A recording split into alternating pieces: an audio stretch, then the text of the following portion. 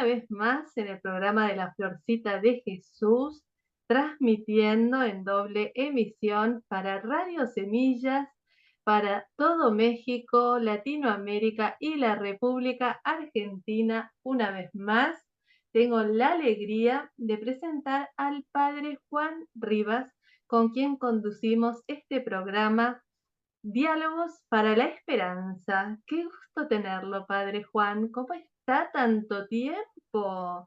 ¿Qué ha pasado? Lali, La un gente lo placer volver a estar aquí extraña. después de tantas visitas médicas. Con lo Mm, del ojo, se me complicó después con una inyección que me pusieron en la quijada. Hasta publiqué las cosas que me salieron. Pero ya estoy bien, más bien estoy mejor. Todavía tengo que ir a ver a una persona de uveitis, pero me lo he pasado de médico en médico y tomando medicinas de todo tipo porque todos me quieren recetar medicinas. Si te tomas una medicina y si te enfermas te tomas la otra y si te enfermas con la segunda te tomas la tercera y uno ya no sabe. Pero bueno, he probado de todo, medicina natural, la que me han recomendado, uh, etcétera, etcétera. También a los médicos no les creo todo lo que me dicen. Sí, voy a checar, pruebo las medicinas que me dan y después las dejo y busco otro. Y el que me da más confianza, pues sigo las instrucciones. Entonces, el ojo está, ahorita acabo de estar con la oculista, me hizo los escáneres del ojo, me dice en general, su ojo está bien, pero tiene que ir con un especialista de uveitis y ver cuál es la causa de la infección. Que ese es el problema del ojo, no se sabe de dónde viene la infección.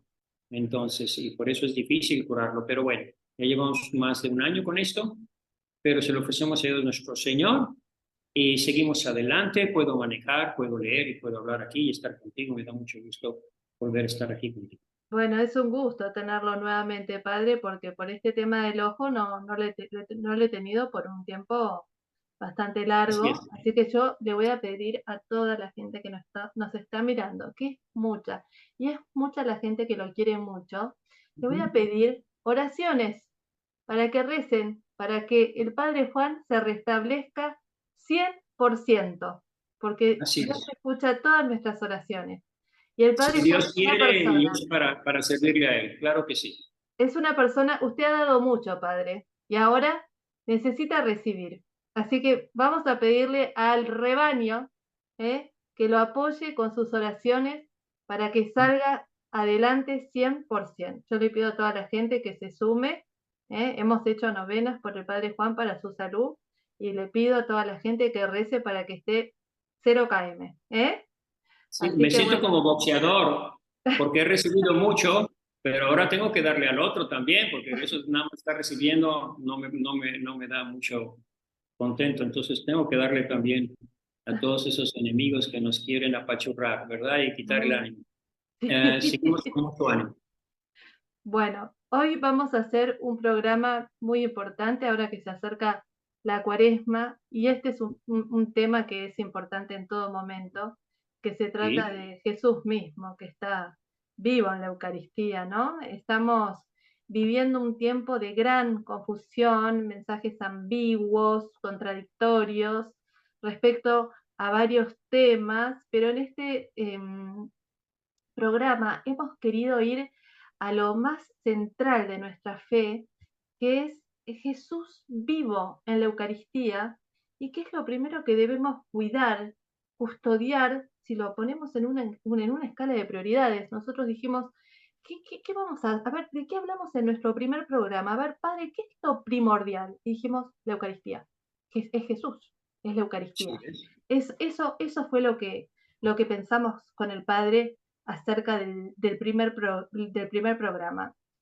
Ujú. Los mismos fieles están empezando a notar un relajo en las celebraciones eucarísticas y esto se acentuó brutalmente, hay que decirlo brutalmente, a partir de la Semana Santa en la pandemia, cuando los obispos mandaron a cerrar las iglesias y se prohibieron las celebraciones eucarísticas en Semana Santa, una Así locura. sucedió. Se perdió como la noción de la salud espiritual de las almas que hace a la salud total, integral de las personas, Sí. subestimando el poder de los sacramentos, ¿no? Entonces, padre, yo le pregunto, ¿qué podemos hacer para contrarrestar esta corriente de falta de respeto a lo más sagrado que tenemos los católicos? Claro, y a todo este tipo de problemática dentro de la iglesia siempre hay dos soluciones. La primera y la que todos esperamos es la solución que viene de arriba, que el Papa corrija los abusos que hay en la Eucaristía, los sacrilegios. Ya lo intentó Juan Pablo II. Trató de corregir esos abusos. Trató de recordarnos que Cristo está presente en cuerpo y alma y divinidad, lo que ya deberíamos saber todos. Benedicto hizo lo mismo. Recuerda que restauró la misa en latín, corrigió también el canon que le habían hecho algunos cambios poco apropiados que no coincidían con la traducción del latín. Entonces ya lo intentaron los dos papas y no lo lograron. Hay que entender que no lo lograron porque muchos obispos no correspondieron o no les pareció importante corresponder a ese llamado a volver a la sacralidad litúrgica, tanto en la celebración como en el trato, la adoración de los fieles. La segunda manera, que es la que, como Dios resuelve los problemas, es con los fieles. Los fieles podemos volver a despertar en los sacerdotes y en nuestros hermanos esa devoción, esa adoración a la Eucaristía, recordando que ahí es donde vamos a encontrar la sanación, la salud, la fortaleza. Ahí está Cristo presente, aquí lo tengo presente, lo estoy cubriendo en la parte de atrás, ¿sí? De hecho, me da pena celebrar dándole la espalda a nuestro Señor. Y ayer vino un sacerdote y se dio la vuelta y celebró de cara a la Eucaristía, me dio muy buen ejemplo. Entonces, volver a la sacralidad de la Eucaristía, tratarla como Dios, porque si el sacerdote trata la Eucaristía como una galletita blanca, pues los fieles se descontrolan porque los gestos exteriores del sacerdote ayudan a la fe de los fieles. Entonces, ¿qué tienen que hacer los fieles? Pues volver a la adoración al Santísimo, juntarse con varios grupos, por ejemplo, los movimientos, cualquier movimiento, movimiento familiar cristiano, Opus Dei, Regnum Christi, Legión de María, todos los movimientos deberían decidir, vamos a hacer una hora de adoración semanal en nuestras parroquias. Eso ayudaría mucho, eso renovaría la fe de muchos. Claro. Y bendeciría mucho Dios a todos esos grupos y vencería nuestros miedos que se nos han metido a través de esas cosas. Entonces, por un lado, lo que los papas intentaron, podemos recordar, ahí están las encíclicas sobre la Eucaristía, muy hermosas, pero se quedaron en el papel. Y por otro lado, volver nosotros como fieles a la devoción, nuestra manera de llegar a la misa, nuestra manera de vestir, nuestra manera de comportarnos, porque parece que estamos más interesados en responder el celular que en participar en el sacrificio de nuestro Señor Jesucristo. Entonces, si nosotros hacemos un esfuerzo, pues eso ayudará a muchos fieles a regresar a la sacralidad de la Eucaristía. Sí, eso que usted dijo es muy completo, muy interesante y me hace acordar a esto que decía Juan Pablo II, hay que adorar a Cristo antes de tomar el cuerpo de Cristo. Eso decía Sí, Juan Pablo II. tenemos que dar una muestra de fe, porque ese es el sacramento de nuestra fe. Y nuestra actitud de fe es ponernos de rodillas, con la frente hasta el suelo en adoración, y adorar a Cristo presente en cuerpo y alma y divinidad. Y el sacerdote no puede decir, no te puedes poner de rodillas, porque eso va contra el primer mandamiento que dice, adorarás al Señor tu Dios. Entonces practiquemos todos el primer mandamiento, comenzando por el sacerdote y el obispo. Adorarás. Nadie te lo puede prohibir y no hacerlo es un pecado grave. Si el que está ahí en la Eucaristía que tiene el sacerdote en la mano es Cristo, pero si tienes una galletita blanca, pues no te pongas de rodillas. Pero así ya vamos todos a entender que no vamos a comulgar ahí, porque esa no es una misa católica, es una misa protestante.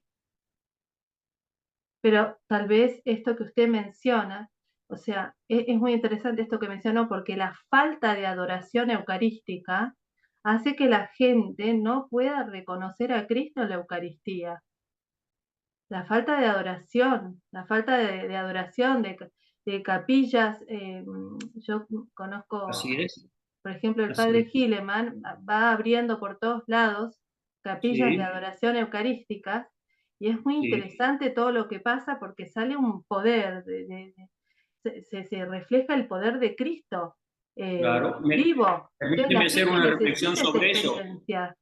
Hay un sacerdote en Morelia donde había mucha violencia y puso la Eucaristía 24 horas al día y se acabó la violencia en ¿Ves? su barrio.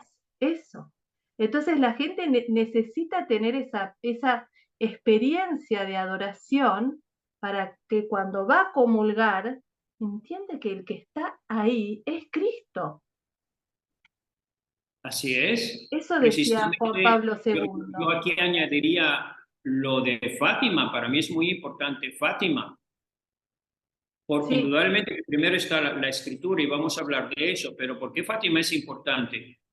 Porque en Fátima, el que enseña a los niños cómo recibir la Eucaristía, recuerda que ninguno de los tres había hecho la primera sí, comunión, no sé si Lucía, les sí. enseña cómo recibir la Eucaristía, se ponen de rodillas en el suelo, lleno de piedras, nada de que me duele la rodilla, con la frente hasta el suelo. El ángel levanta la hostia con el cáliz y la hostia empieza a gotear sangre, es una hostia viva.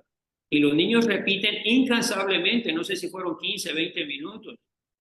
Dios mío, yo creo, adoro, espero y te amo. Y te pido perdón por los que no creen, no adoran, no esperan y no te aman. Lo correcto del ángel era decir, yo creo, espero, adoro y te amo al final. Pero dice, yo creo y adoro inmediatamente. ¿Por qué? Porque la fe es la que nos pone de rodillas. Si el sacerdote no se pone de rodillas ante el Santísimo, es porque o no tiene fe o no consagró la hostia. ¿Y cómo carambas vamos a saber? Si un sacerdote trata la hostia como una galletita blanca, pues es que es una galletita blanca. Si yo veo que el sacerdote la trata dignamente, como Dios presente en cuerpo y alma y divinidad, eso ayuda al fiel a entender que ahí está la hostia. Y si el fiel trata la hostia con devoción, también eso puede ayudar a los sacerdotes. Entonces, padre, ¿qué nos enseña en concreto la tradición? Para poner un poco de luz. Bueno, antes de pasar a la tradición, quería recordar algo muy importante del ángel, porque lo he mencionado y no he escuchado a otros sacerdotes decirlo. El ángel que se aparece en Fátima es enviado de Dios, son enviados de Dios. Entonces, Él da la comunión en obediencia perfecta a Dios. Entonces, si hay alguien que sabe cómo se debe dar la Eucaristía, y recuerde que en aquellos tiempos en Fátima había una gripe que mató muchos niños, incluso Francisco y Jacinta murieron de esa gripe, que era peor que el coronavirus. Sin embargo, se las dio en la boca el ángel. Caramba, para que pongan atención. Pero lo importante del ángel es que los obispos en las Sagradas Escrituras son llamados ángeles, al ángel de Filadelfia, al ángel de Éfeso. Se está refiriendo al jefe de la iglesia, al obispo de la iglesia, y por tanto, el obispo tiene que ser fiel, esa es su misión, a los mensajes que recibe del cielo, a las enseñanzas divinas, a la escritura y a la tradición. Y ahora sí nos podríamos ir a la tradición. Sí. ¿Qué nos enseña la tradición? Pues que aquí esto no está, la tradición nos enseña que no lo estamos cumpliendo, que lo hemos desbaratado, después de que es más de 1500 años de celebrar la misa en latín, porque la misa en latín no la inventó el Papa Pío V. La misa en latín ya existía, hizo algunos cambios, algunas modificaciones, pero todos en orden. Se puede leer sus decretos y también del Concilio de Trento en orden a conservar la devoción y la sacralidad de la Eucaristía. Y también el Concilio Vaticano tenía esa intención. pero hicieron todo al revés. Profanaron la Eucaristía, la palabra que sea más correcta, o sea, protestantizaron la celebración eucarística. Por eso la gente perdió la fe, porque ya no refleja la liturgia, que es expresión de nuestra fe, la fe del pueblo. Refleja más bien la fe protestante. Estamos en un banquete, todos son sacerdotes, todos nos reunimos alrededor del altar, como en un banquete. Ya no se nota ni la sacralidad del sacerdote, ni la sacralidad de la Eucaristía, y por eso también tantos relajos, un montón de mujeres metidas dentro de la sacristía y puros relajos con los sacerdotes. Y ahora queremos meter más. Pues ¿cómo le vamos a hacer así? ¿Cómo le vamos a hacer así? Tenemos que volver a la sacralidad del sacerdocio, a la sacralidad y el deber de lo que es el obispo, que es el ángel enviado por Dios para custodiar y defender la fe, y a la sacralidad de la liturgia y de la Eucaristía. Y si hacemos eso, entre todos, sí podemos hacer un cambio. A lo mejor no nos van a permitir hacerlo en todas partes, pero seguro que se van a encontrar en todas partes. En Argentina, en Chile, en Uruguay, en México, en Estados Unidos, en Canadá, siempre se van a encontrar algún sacerdote que todavía tiene fe, que cree en la transubstanciación y que celebra la misa con devoción. Busquémoslos a esos sacerdotes. Uh-huh.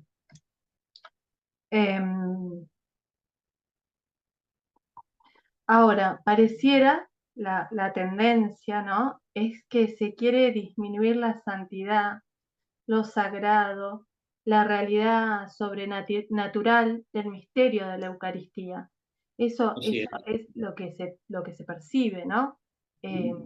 Entonces, frente a eso, ¿qué se puede hacer? Porque no es que eso es algo que viene de abajo hacia arriba, pareciera que viene arriba hacia abajo. Entonces, cuando esta falta de fe viene de la jerarquía de la iglesia, entonces es tremendo, porque pareciera que las ovejas le vienen a recordar a los de arriba la falta de fe que están teniendo, porque lo están notando en sus propias celebraciones. De acuerdo. Sí, aquí vuelvo a aclarar una cosa. Es una parte de la jerarquía, un movimiento que se formó de un magisterio paralelo dentro de la iglesia. A nosotros se nos enseñaba que había un magisterio de sacerdotes rebeldes que no obedecían al Papa, y eso lo puede consultar cualquiera en el Internet. Estamos hablando de tiempos de Pablo VI, estamos hablando incluso de Juan XXIII, no lo obedecieron cuando mandó que todos usaran tuyeta y sotana, nadie le obedeció ya.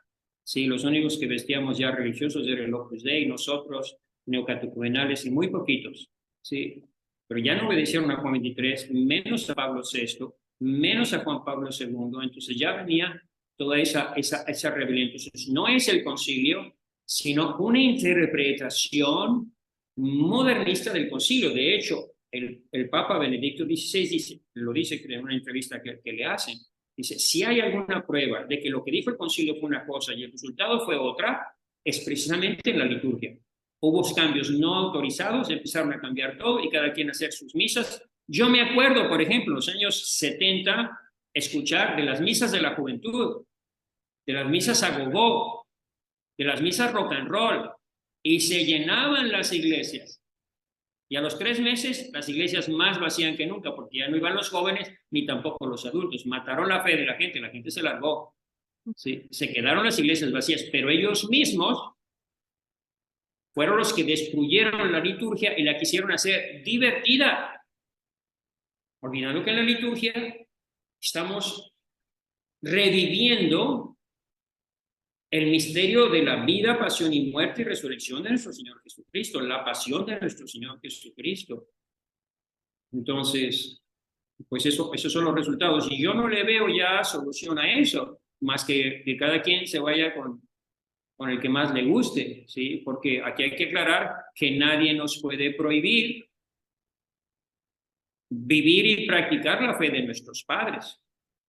Nadie, ni el Papa ni los obispos en sínodo, nadie nos puede prohibir vivir la fe de nuestros padres. Es decir, la tradición, lo que hemos recibido, lo que hemos mamado, la fe que vivimos, Nadie no la puede. Y la liturgia en latín era la expresión más completa de nuestra fe. Por eso se conservaba la fe, la misa en latín conservaba la fe. Además que era una misa exorcista, porque se rezaba el segundo evangelio de San Juan y se rezaba la oración de San Miguel. Yo reto a que cualquier endemoniado lo lleven a una misa en latín y no aguanta, no entra, se sale corriendo, porque es una misa de liberación exorcista muy, muy poderosa cuando el sacerdote la celebra. Claro, pero es como que la tendencia hoy se ve, por ejemplo, se quiere suprimir el rito tridentino, tenés el sínodo de Pero eso no se puede Alemania. suprimir, porque es como decirme, van a suprimir el credo de los apóstoles porque ya es muy anticuado y ahora tenemos el credo niceno-constantinopolitano, que efectivamente eso fue lo que sucedió y por eso nos creamos mucho conflicto con los ortodoxos, porque los ortodoxos dijeron, ¿qué caramba son ustedes católicos? Pues que muy católicos, pero ustedes ya me cambiaron el credo y ya añadieron que el Espíritu Santo procede del Padre y del Hijo. Nosotros no largamos, ¿sí? Los dejamos ahí con su nuevo credo. Y la iglesia prohibió el credo de los apóstoles. Imagínense, qué tontería. Solo hasta el concilio, que fue una de las cosas maravillosas, se volvió a incluir y actualmente en el misal romano tenemos los dos credos. No se puede quitar, es que no me gusta a mí, es que me gusta el otro. No se trata de gusto, se trata que es expresión de nuestra fe. Y tú no puedes prohibir el credo de los apóstoles, ni puedes prohibir una misa en latín que es expresión de nuestra fe. Si fuera una misa herética, pues prohíbola, celebrado por un sacerdote herético, pero la misa en latín no se puede porque es expresión de nuestra fe. No hay una sola palabra en la misa en latín que no esté tomada de las Sagradas Escrituras.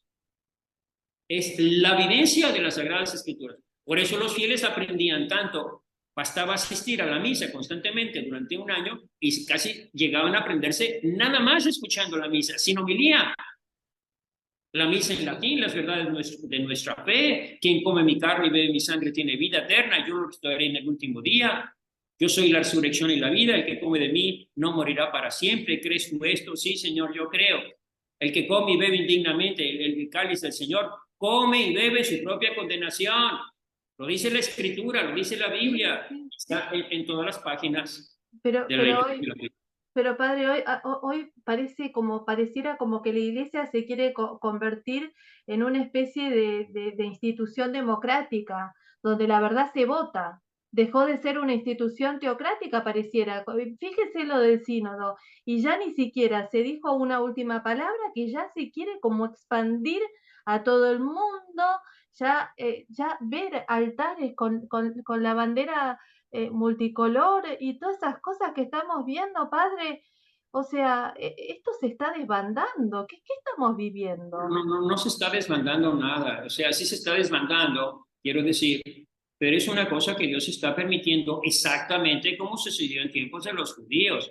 Entonces, no es que la iglesia se conserva, Dios conserva un remanente fiel, mariano, carismático, fiel a la tradición de sus padres, y con eso renueva su iglesia y la va a renovar, ¿sí? Pero dentro de la iglesia, y ya no lo podemos evitar, ya llegó el grupo modernista hasta las más altas esferas. Ay, sí. Recuerden lo que dijo el Papa Benedicto y el Papa Francisco también lo repitió. Hay un lobby gay en el Vaticano, sí lo hay. Y Francisco lo vuelve a repetir. ¿Y qué están haciendo ahí? ¿Cómo llegaron hasta ahí? ¿Quién los invitó? ¿Quién los trajo? Entonces, está la iglesia en manos de los modernistas, es decir, la oposición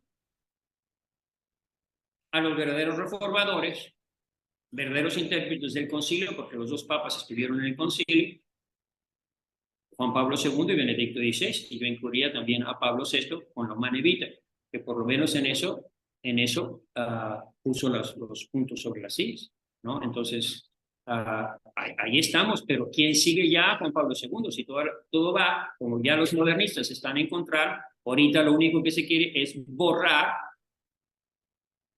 todo el legado de Juan Pablo II y Benedicto XVI, y eso no se puede negar. Eso está claro, eso está muy claro lo que usted está diciendo. Ahora, pero yo veo que se tiene mucho puño para querer suprimir la misa tridentina y no se tiene puño para ponerle freno a esta gente. que Pero es que quieren eso es pervertir la normal, es como iglesia. si me dijeras, todos los escribas y fariseos se pusieron en contra de Jesús. Pues sí, claro que se pusieron, todas las autoridades religiosas se pusieron en contra de Jesús. Claro que se pusieron. Y los que estaban a favor de Jesús eran unos poquitos, los apóstoles, la, la gente de abajo. Sí, sí, pero esa ya no es la iglesia. Es una iglesia que ya no tiene la autoridad que Dios les dio, porque el que da la autoridad, eso es muy difícil de explicar y más difícil de entender. El que da la autoridad a Saúl es Dios, y el que se la quita es Dios.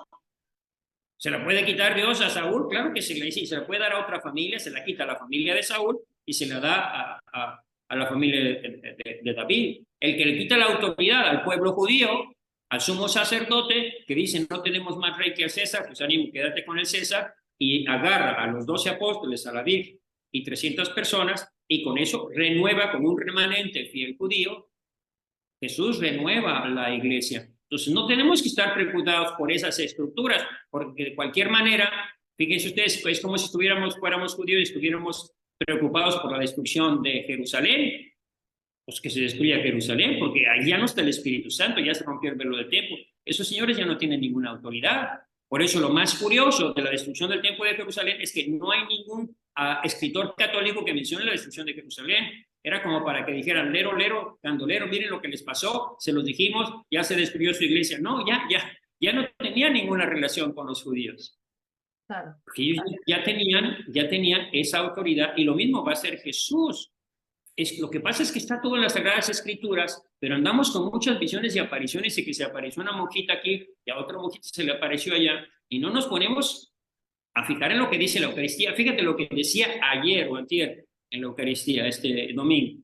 Decía, el que suprime el sacrificio, lo dice la carta a los hebreos, es Dios mismo. Jesús mismo, cuando dice, no quisiste sacrificios ni holocaustos. Entonces yo dije, he aquí que yo vengo para hacer tu voluntad. Y dices, suprimió el sacrificio perpetuo. Es un escándalo. Era como para decir, ¿qué caramba se está diciendo San Pablo? Que toda la iglesia judía es apóstata. Pues está exactamente diciendo eso. No solo es apóstata, sino que Dios le quitó toda la autoridad, ¿sí? Y estableció un nuevo sacrificio con una nueva autoridad. Lo mismo, el que destruye el maná no es Moisés. Vamos a acabar con el sacrificio del maná. No es Moisés. Ahí está la equivocación de muchos que creen que el Papa va a suprimir, o los obispos van a suprimir la Eucaristía. No van a suprimir nada, ¿sí?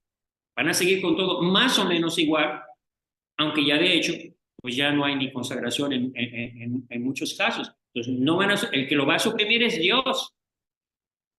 ¿A dónde vamos? Pues a lo que ya decía San Bernardo, a una presencia misteriosa de Jesús, ya no a través de la Eucaristía, sino en espíritu y en verdad, como se lo dice a la samaritana.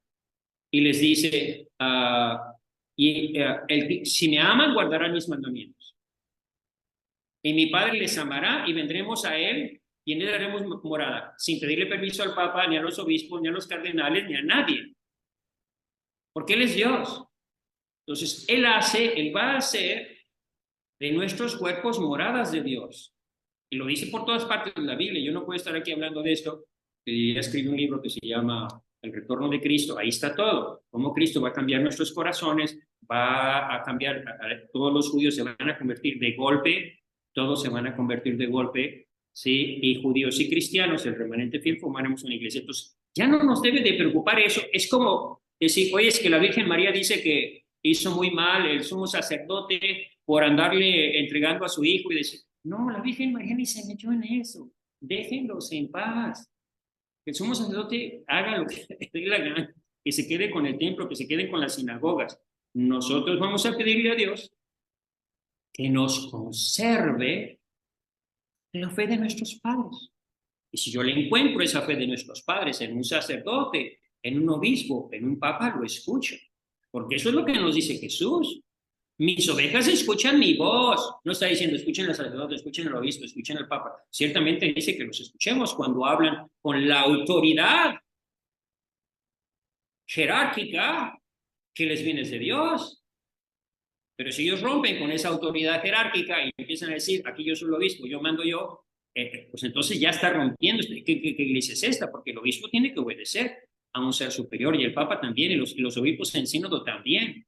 Entonces nosotros nos sometemos a la obediencia perfecta a Dios y dejamos que el Espíritu Santo venga y nos ilumine sin entrar en conflictos, ni críticas, ni acusaciones de las autoridades religiosas. Dejémoslos en paz, como la Virgen nunca se metió ni acusó ni siquiera a Judas, hombre, ni a Judas, ¿no? Y que el otro Pedro ya, mira, ya te negó. Y el otro Santiago y Juan nada más están contigo, nada más por intereses. Ellos lo que quieren nada más es estar a tu lado, a tu derecha. Pues la Virgen nunca se metió en eso. Dejemos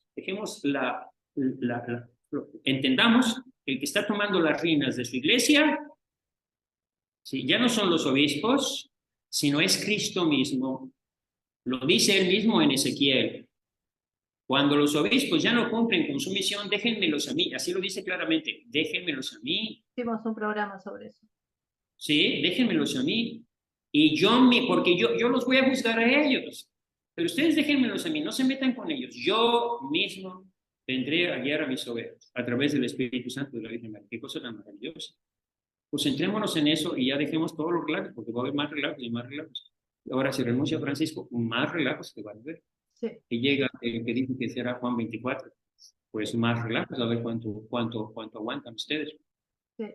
Ahora, el profeta Simeón, la profecía que le dijo a la Virgen fue que iba a ser signo de contradicción, y cuando Jesús dice el discurso eucarístico, cuando él da todo su discurso eucarístico en el capítulo 6 de Juan, hay un versículo muy interesante que se acuerda que lo repasamos, el 6, versículo 66, y ahí se produce el primer cisma, y este signo de contradicción, ¿no?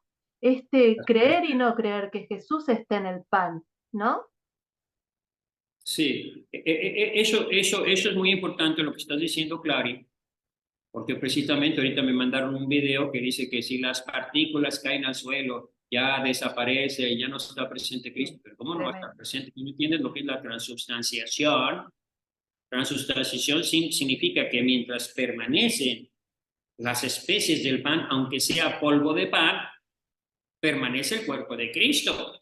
Es como si me dijeras, el polvo de oro ya no es oro, y si cae en el suelo, me lo llevo yo, pero eso ya no sirve para ustedes.